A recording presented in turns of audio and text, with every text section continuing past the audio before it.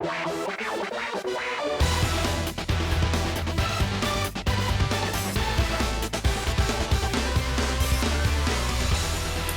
friends, it's Molly. It's good to be here with you today. It was requested in comments on previous videos that I speak a little bit more to my own personal practice and what I actually do.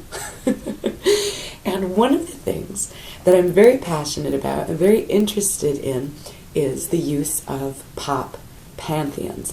And I haven't found too much in the way of YouTube resources on the subject, so I thought today would be a good day to speak to that. So we're going to talk a little bit about what a pop pantheon is, why you might consider using one, and then go through some examples of how I personally integrate this into my practice. So here goes. This is going to be fun. I do realize that this is not going to be everyone's cup of tea, and that for some of you, this is going to be a load of woo-woo, cuckoo bullshit. And that's okay. That's fine. It's not for everybody.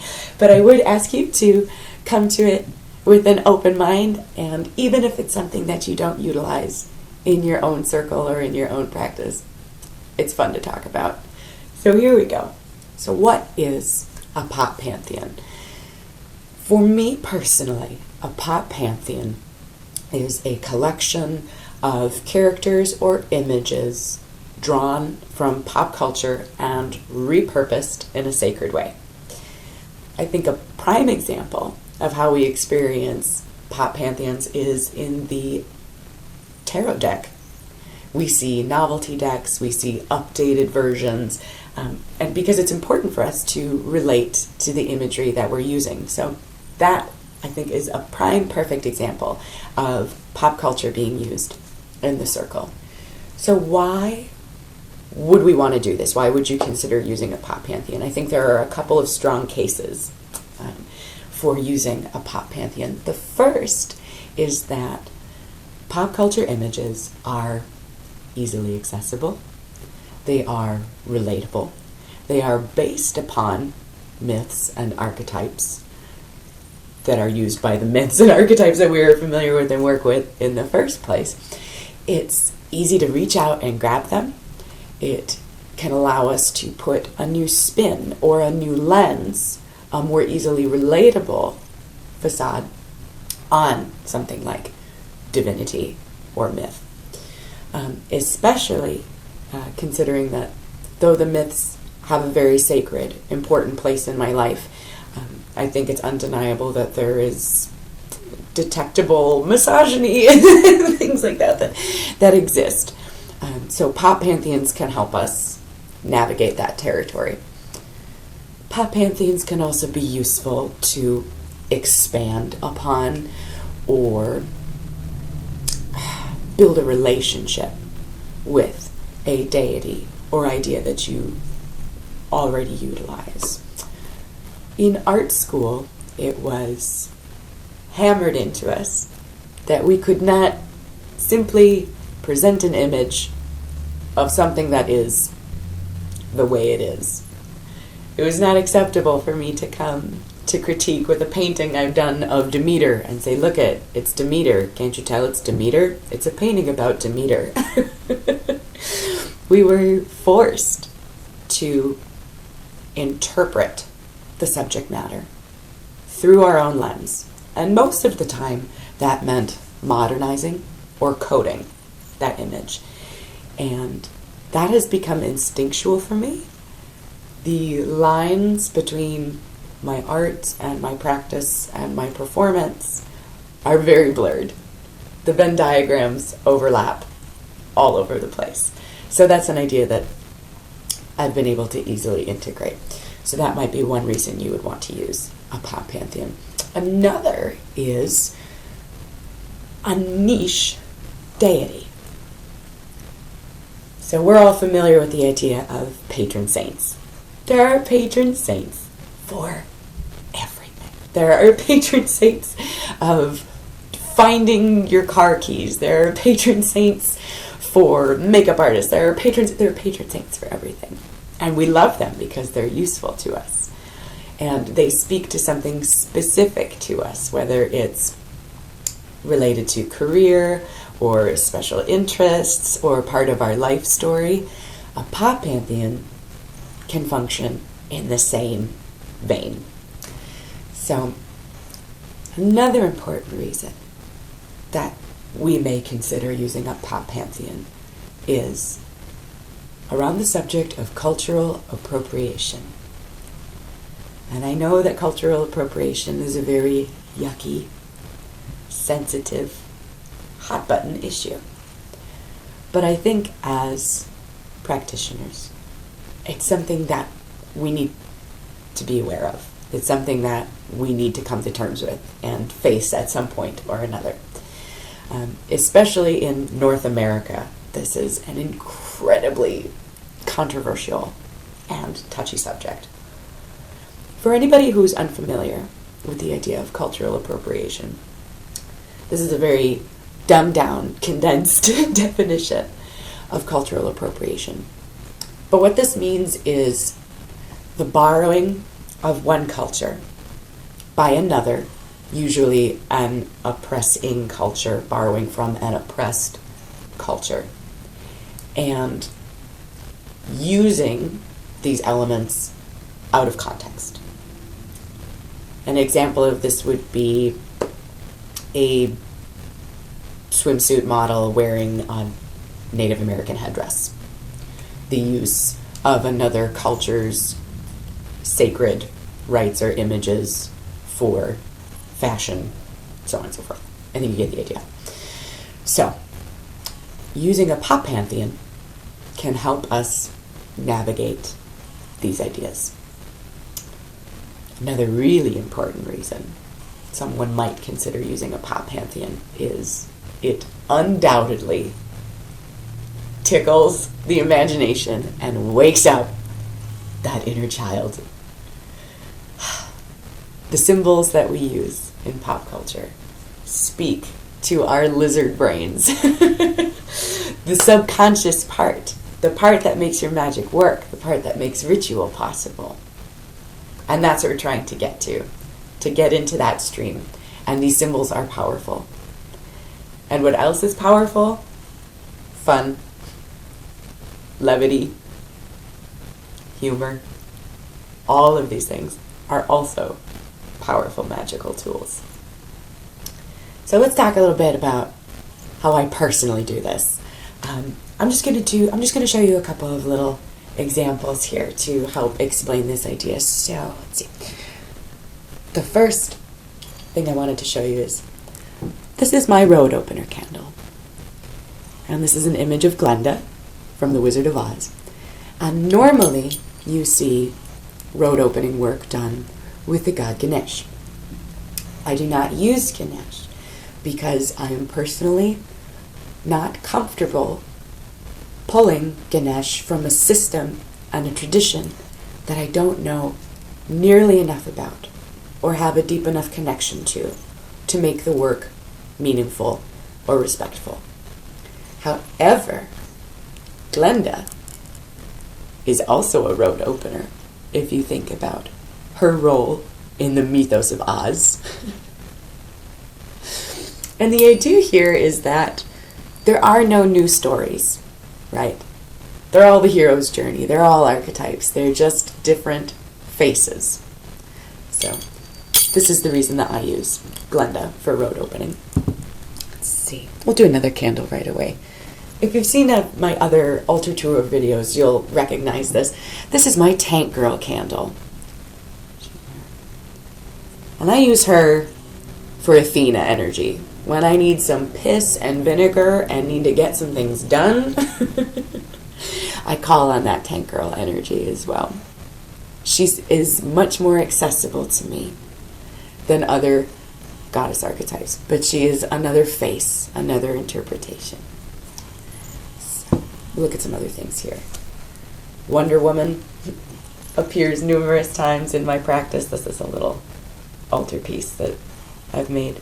I particularly enjoy images that are composites of the Virgin Mary or the Holy Mother and Wonder Woman. I feel like that they are images that dovetail together beautifully and speak very much to my imagination. These are Xena comics, and I will use them in a similar way to the tank girl imagery.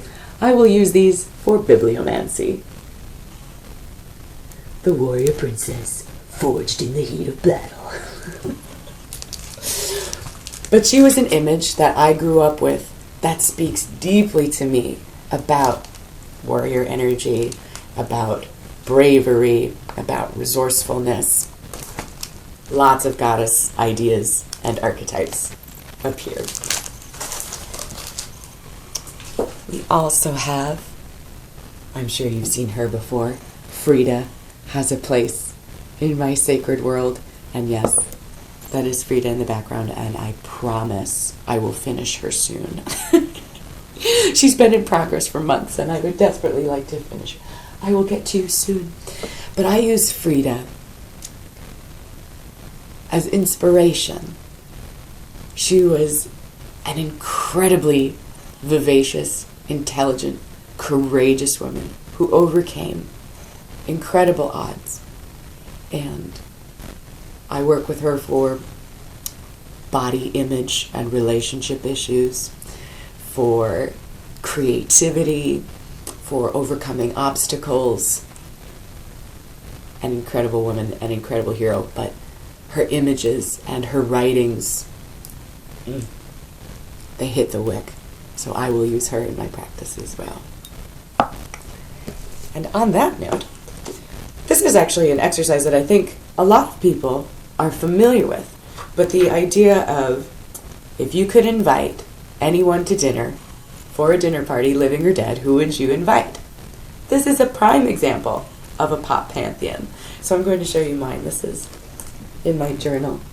And here I have images of Patti Smith, the Lady Frida again, Tom Waits, Dita Von Teese, Beth Ditto, and Bob Dylan. All whom I will call on for inspiration in the circle as well. So this is something that we already do, I think, subconsciously, whether we call it a pop pantheon or not. If you have heroes or have ever hung up a picture of someone you admire, that's the use of a pop pantheon. This is another one I love. I have called on the ghost of Janis Joplin many a time in many a club before many a show. This is another example. If you can see that, this is Morticia and Gomez Adams. I will use pop pantheons in my spell work as well. So I will call on the Adams when I'm doing relationship work. Because what an incredible example of the lovers. Two freakishly wonderful, fiercely independent people who are ferociously in love. Who doesn't want a marriage like that? And I'll tell you what, it works. Moving on. One of the other things that I would like to touch on is that the media helps shape our ideas about what magic looks like and how magic works. So why can't we use those ideas in the circle? I think for many of us, we don't have a teacher. We don't have a teacher of the craft. So we do rely on images in the media, in films, in books, to inform our ideas, to inform our visualizations, to inform the tools that we use, the words that we say. I don't think there's anything wrong with that. And one of the prime examples I have is, this is a fictional series that I read when I was about 14 years old. And this is a story that's by the author Garth Nix. Sabriel, Lariel, and Abhorsen, I believe, are all three books. But this is a story about a young necromancer who's learning to use magic. But his descriptions and depictions of the way magic manifests itself in this universe, the way it looks, the way she feels when she's using it, what the afterlife is like, what the levels of the afterlife might be like. The images were so strong that they have stuck with me and informed the way I think about and use magic. Neil Gaiman is another author who has blown my mind. Read American Gods. That is a hugely entertaining, incredibly in-depth story about a pop pantheon. It's incredible. I would highly recommend it. So for anyone who might be watching this and thinking that this is an absolute load of horseshit, that's okay. You're entitled to that opinion. But what I would like to bring up at this moment is anything and everything that we have ever used in any of our practices was at one time made up by someone else, and at one time it was new. Primo example of this, I know some of you, including myself, like to work with angels. Angels are a wonderful example. The way we perceive angels to work and the way that they look and the things that they do are not an ancient idea. The way we see angels with their flowing robes and armor and swords, the way we see them here, are the stuff of Renaissance artists' imaginations who were inspired and obsessed with Greco-Roman revival.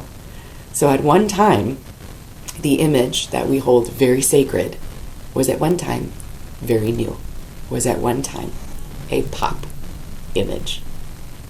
Just something to consider. So in closing, how do we wrap this up? There are no new stories. There are no new myths. There are no new archetypes.